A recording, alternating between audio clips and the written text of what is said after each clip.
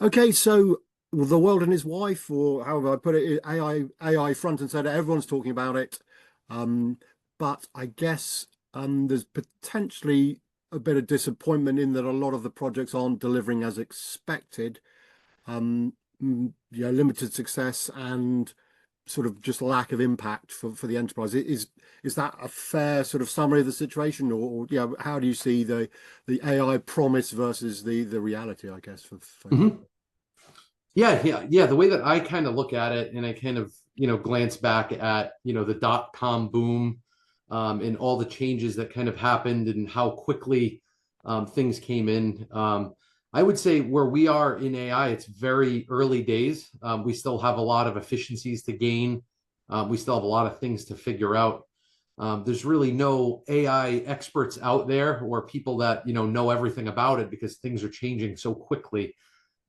Everything from hardware consuming more power, data center designs are much different. The facilities where the data centers are being placed is completely different. So there's a lot of changes and a lot of disruption that's happening in the industry, pretty much leading to where we are now. Yeah, and I guess just to emphasize the point, I think seeing something from Gartner, I think they predict that about a third of all Gen AI projects are going to be abandoned sort of after proof of concept. I mean, that's quite I don't know what the standard project attrition rate is, just for general enterprise, but that sounds to me quite a high wastage rate or whatever. Does that surprise you how high that number is for projects that will be abandoned? No, I mean, I think the amount of projects is going to be an astronomical number. I mean, we're going to have for apps, we're going to have, millions potentially of different apps that are coming out that leverage AI and just different tools within. So I think, yeah, there's going to be a large number, and then obviously a large number of that is going to kind of fizzle out or fade away. The efficient ones, the ones that are have legitimate projects are going to actually sustain. But it's it's going to be definitely a big shakeout, I think. Yeah, and just before we move on a little bit, agentic AI seems to have arrived on the scene as well. Is that likely to what how does that change AI at all, or does it just add to the complexity and therefore the potential problems as well? Yeah, so they're all kind of based the way, coming from the hardware space, the actual system itself, are their GPU or accelerator based. So pretty much the way that the application's written and some of those other parts, I think, are going to change. Then there's going to be different use cases that leverage certain models more efficiently, smaller sets of hardware, edge types of deployments.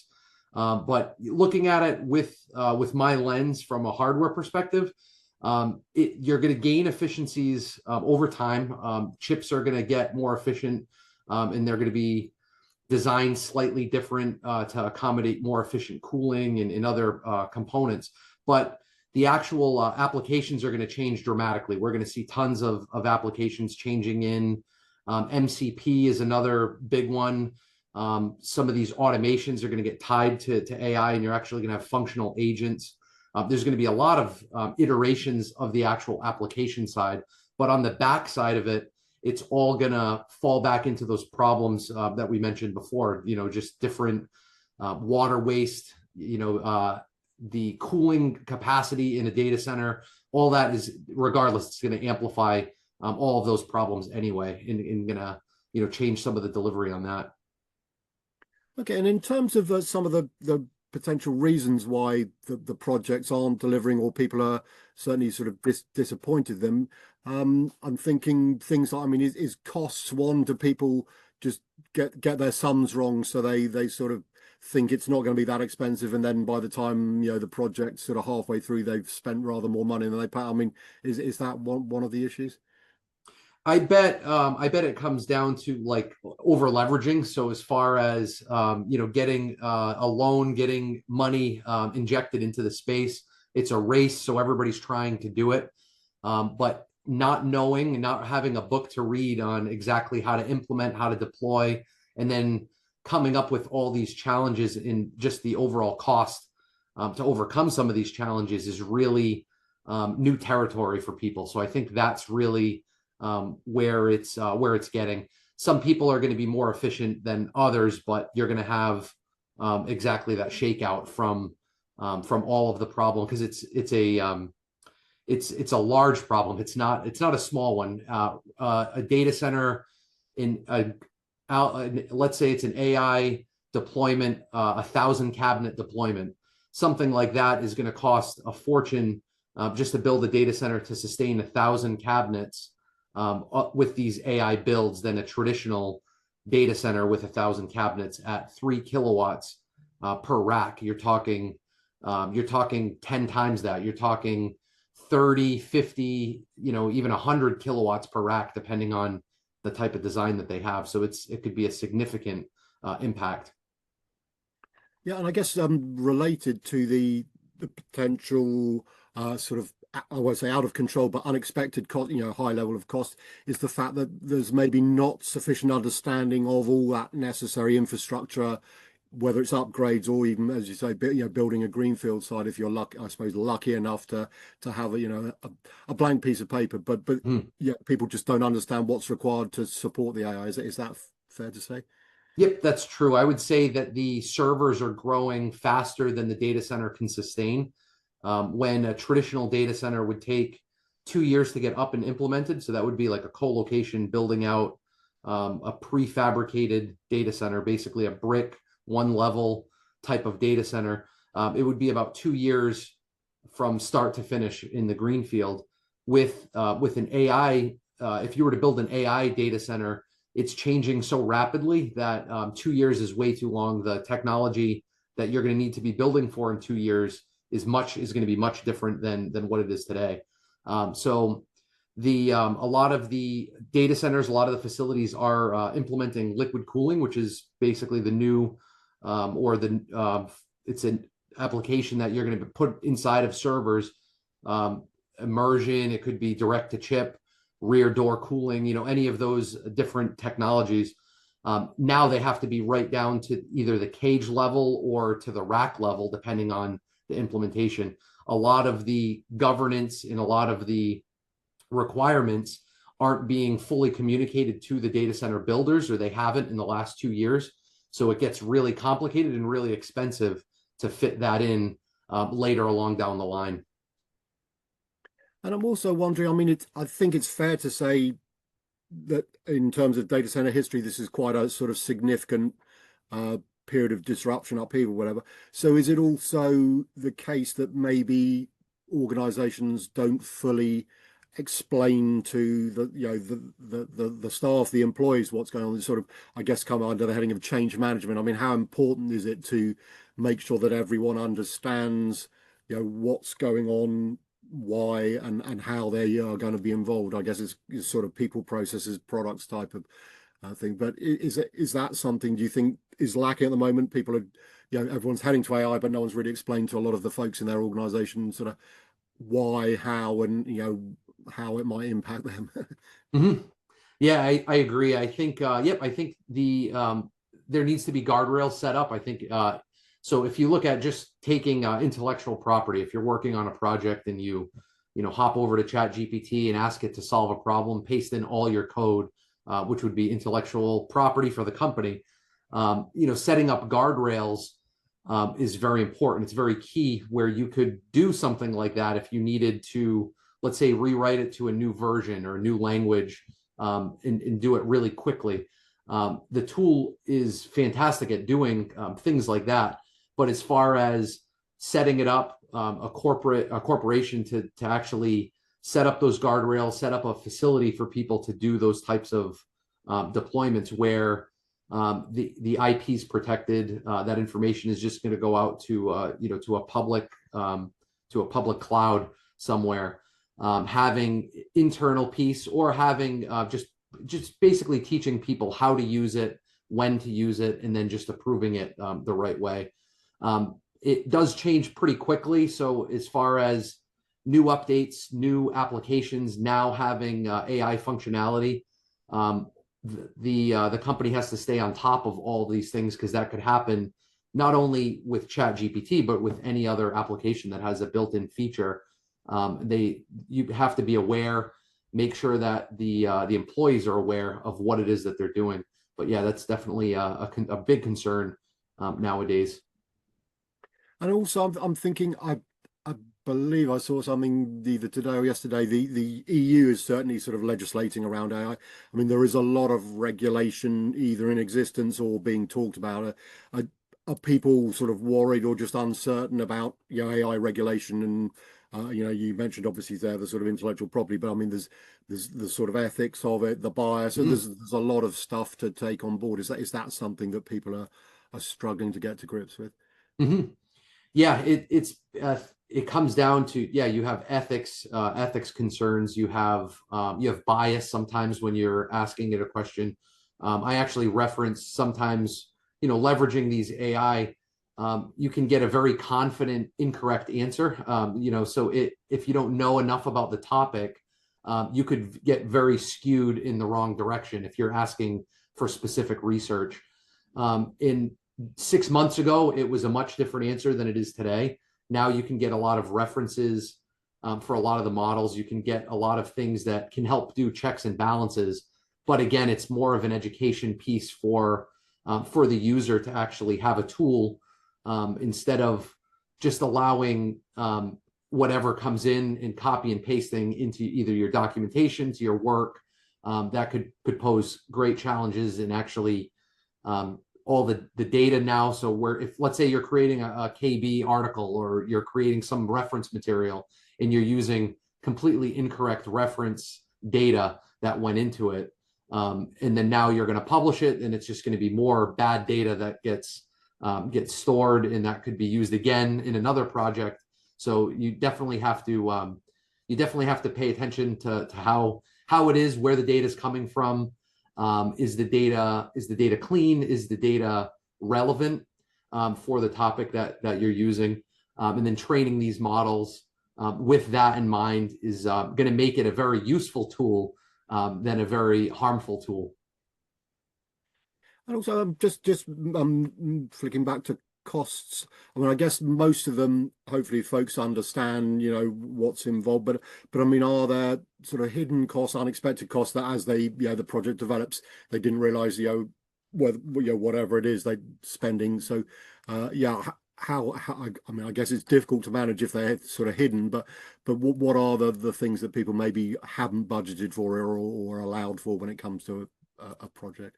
Yeah, one thing with Park Place being a global provider in liquid cooling, I definitely see a lot of this on the actual data center cooling side.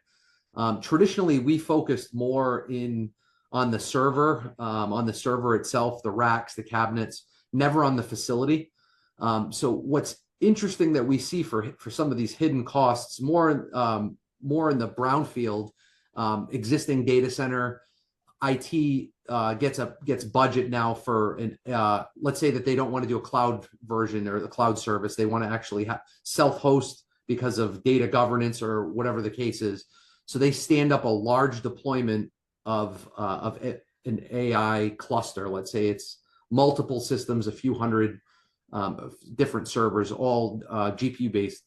Those systems produce so much heat in that traditional data center. So they either have to upgrade the air conditioning or they have to do some type of liquid cooling to it. So we get introduced to some of these problems as they're in the POC phase. So they're not even to a production run yet, and they're seeing hidden costs just pop through, and it's basically creating hotspots in the data center that's creating other problems within the facility. So now either the air conditioner needs a major overhaul, or they have to bring water in where water wasn't previously designed to be brought into. The servers themselves might not have capability for liquid cooling, so it would have to be retrofitted. A lot of people are hydrophobic, so you actually don't want to bring water into the cabinet, never mind, within millimeters of a CPU. those kinds of things. The training element, so now people have to understand how to maintain this equipment. Now it's in a cluster, InfiniBand switches. You have potentially thousands of cables in the back of one rack, and then you have other liquid cables that are running inside of there. There's a lot of challenges that come up just in bringing one or two racks in, never mind a full scale deployment. So a lot of these people are seeing these problems, or pretty significant problems. We actually did a research project on the cost of a data center build in New York City, and it was about 25 million to build out a data center previously in an air-cooled environment or in an air-cooled type of deployment. With a liquid-cooled deployment, you're talking about 13 million. So it's actually significantly cheaper to build it in advance. But what we're seeing is a lot of those air-cooled facilities are already built and they're already spec'd out for the next 2 years, that now they have to retrofit. And then that's all the hidden costs that they weren't originally forecasting on top of what they've already spent. Okay, and maybe there's one other aspect to consider. You've got the AI infrastructure, and then clearly the data center industry is heading on, as most of us industry-wise are, sustainability. The path of sustainability, net zero, etc.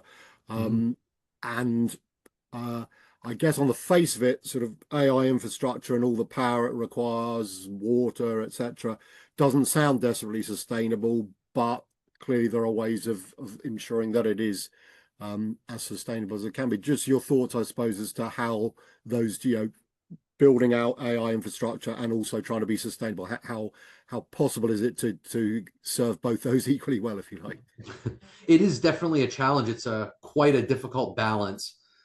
You have where some AI deployments are most effective with a low latency. So you basically want let's say it's an edge deployment that's close to a facility, close to a data center. If you're running a large model, it's going to be a pretty power consuming or very heavy deployment, or very power hungry, I should say. And then equal to power, it's going to be very thirsty. It's going to be a very wasteful water facility. It might be better to deploy a micro deployment or a micro AI application at that facility, at that edge location where it consumes less power and where you need that low latency.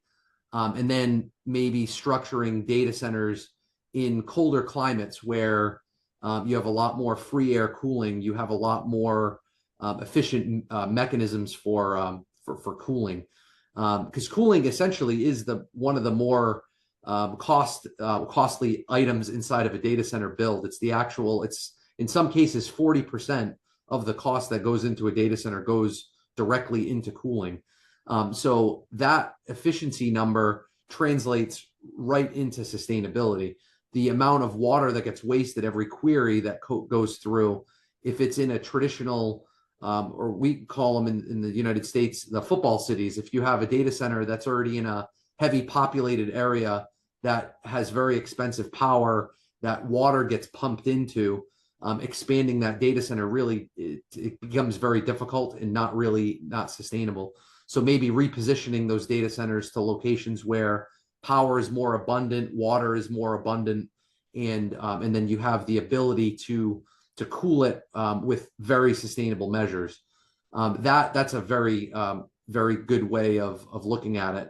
And then obviously throwing away existing platforms, taking systems and upgrading, not throwing away the existing systems and actually recycling them properly. And then that also cuts down on some of these builds where, or at least the way, because we're in a race for AI, a lot of the sustainability is almost a secondary topic. It's more about rack capacity and getting the actual application up and running. Where Europe, Germany, there's some regulations and governance around laws put in to get more sustainable infrastructure by 2030, 2050, and so on. So in terms of what we've discussed, I guess if folks are able to sort of understand and address many of the things we've talked about, um, they get a better chance for these AI. So was it 33%? Hopefully that figure could get reduced in terms of AI project success. And I mean, in terms of the benefits, clearly, if you don't do it, you potentially go. I suppose the drastic one is you go out of business because your competitors are. Mhm. But what else are people going to find when it comes to a successful AI project? Clearly, the AI is important, but what else will be good for them? Whether it's, I don't know, budgets, etc. Just any thoughts? Yeah, I mean, one way that I kind of look at this is I always, look to the past in a similar type of deployment. Like, what were we doing before we had Google search? Did we have? Could you imagine today being without some type of Google search or a large search engine that searches the entire internet? You'd have to be much more focused on what you wanted. You didn't have crawlers collecting the most recent information. The same thing I believe is translating into AI, in not just generative, but all the other applications. If agents get more efficient and basically translate to more, it's going to make a much better employee. It's going to make much more efficient use of our time. So we're not going to focus as much on certain types of research. And then another example is I forget the name of it now, but spell check on Microsoft Word, another utility that it's just built in and we're just automatically using it. We don't have to worry about spelling a word; it can correct itself. Or but we know how to check it. We know how to use it. We don't just submit a document without proofreading it, and things like that. And the same thing is going to go is with AI. If you use it as a tool, use it to help benefit, to become more effective at your role, and then possibly reducing some of the mundane tasks, or let the computer kind of handle those components. I think you're right. If you're not using it, you're going to probably fade. You're going to fade out in the wind. And if you are using it, you better do a really good job to make sure data isn't leaked, to make sure it's used efficiently, and to make sure everyone's using it properly. It'll just be more effective long term. I suppose then the final question would be, are there some key things that people need to, I mean, when you see successful AI projects, are there some, shared objectives, implementations, etc., that give a hallmark of those ones? So I suppose, to put it another way, what are the essential components of a sort of hopefully successful AI, giving yourselves the best chance of success for an AI project? What needs to be in there? Yeah, I would say definitely have key stakeholders from throughout the business. So on the facility side, for actually housing the equipment and making sure that the facility can handle a specific project. So that's basically IT folks, facility people who aren't used to working with each other in lockstep, now have to, is a very key element, to not only keep costs down, but to make sure it's efficiently run. And then outside of that, more on the business user side, the business users need to understand not only the certain applications that have AI built in, but also having if there's a specific coding element, if you have developers or different teams that are actually leveraging these technologies in their application or creating tools for the business users, make sure that they're all in sync and they're working together, because it's growing fast and there's usually teams working independently on the same project. And that is obviously highly ineffective when you have two people trying to achieve the same thing, just not understanding that the other team is working on it as well. Those are kind of some key elements to make sure that the project runs smoothly. But the business user needs to be in lockstep again with the application developers, because it's changing so quickly and there's enhancements that are coming in so fast that they need to be aware of while it's in kind of an agile type of rollout or agile type of deployment. And just, I mean, just on the technology side, I mean, is it impossible to sort of stand up an AI infrastructure without liquid cooling? And so is liquid cooling pretty much table stakes for AI? And are there any other sort of infrastructure upgrades or changes that people will pretty much have to implement in order We're to at cater Yeah, for we're AI? at the cusp right now. So I would say we're at the cusp because the power, the TDP per CPU per GPU is basically still capable of air cooling, but all the newer models are just starting to come out with liquid cooling as table stakes. So the efficiency factor increases when you liquid cool it. So not only is that a smarter choice because you can get it's more going to be more sustainable using less power, but also you could get more performance out of it, which means less systems, which means less power, less water waste, etc. But we're at the cusp. I believe the next version of CPU, the next version of GPU that comes out is going to be required of liquid cooling in some form or fashion. The high velocity fans are basically at their at the high mark. They can't cool fast enough, or they can't cool enough at the TDP design of each of the components today. Okay, well, I mean, it's been great to chat, and thanks so much for sharing so many great insights into what, as I say, everyone's talking about it, but maybe doesn't as yet understand fully how to, go about it. So it's been great for you to share so much information. So, Chris, really appreciate your time. Thank you. Thanks, Philip. Appreciate it.